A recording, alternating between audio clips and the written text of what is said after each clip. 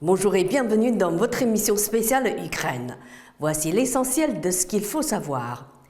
La Turquie a annoncé qu'un accord avait été conclu avec l'Ukraine, la Russie et les Nations Unies afin de reprendre les exportations de céréales ukrainiennes bloquées par la Russie. C'est une bonne nouvelle car cela ouvre la voie à la sortie d'une impasse qui a exposé des millions de personnes à un risque de famine.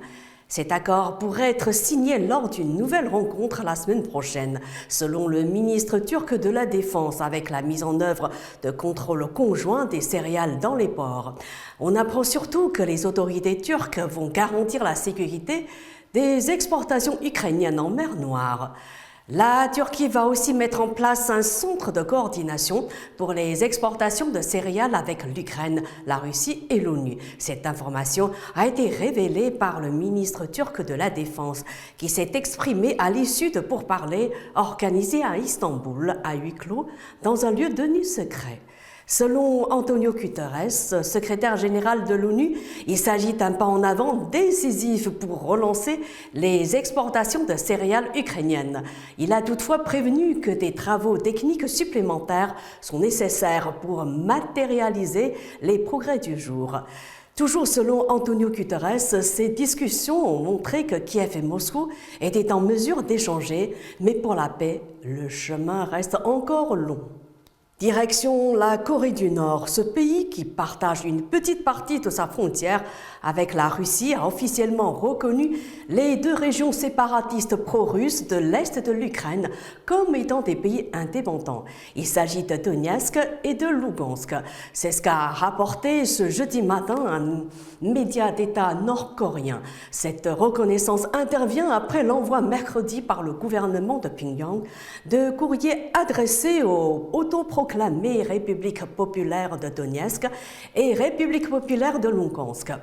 Quant à ces deux territoires séparatistes, ils avaient affirmé mercredi 13 juillet avoir été reconnus en tant qu'État par la Corée du Nord. Dans ses missives, le régime nord-coréen dit avoir décidé de reconnaître l'indépendance de ces deux régions et a exprimé la volonté de développer les relations étatiques avec des pays dans l'idée d'indépendance, de paix et d'amitié, a poursuivi la Corée du Nord via son média officiel. La Corée du Nord est le troisième pays avec la Russie et son allié la Syrie à reconnaître ces deux territoires comme étant des États indépendants. Pas de répit sur le front énergétique. Le géant russe Gazprom a assuré mercredi qu'il ne pouvait pas garantir le bon fonctionnement du gazoduc Nord Stream qui alimente l'Europe. Gazprom a déclaré qu'il se trouvait dans l'impossibilité de confirmer qu'il récupérera une turbine allemande réparée au Canada. Ces déclarations interviennent alors que ce gazoduc est actuellement à l'arrêt pour 10 jours pour des raisons de maintenance.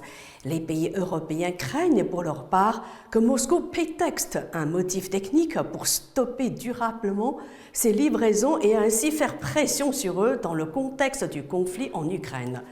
Le groupe russe a déclaré dans un communiqué « Gazprom n'a en sa possession aucun document permettant à Siemens de faire sortir du Canada le moteur de turbine à gaz pour la station de compression Porto-Vaya ».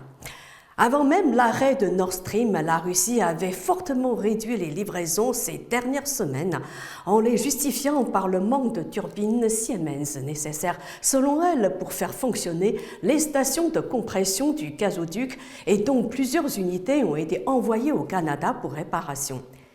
Le Canada a pourtant annoncé qu'il y a environ une semaine qu'il allait restituer à l'Allemagne les turbines destinées à Nord Stream, malgré les sanctions qui visent Moscou et les appels de l'Ukraine à ne pas se soumettre au chantage du Kremlin.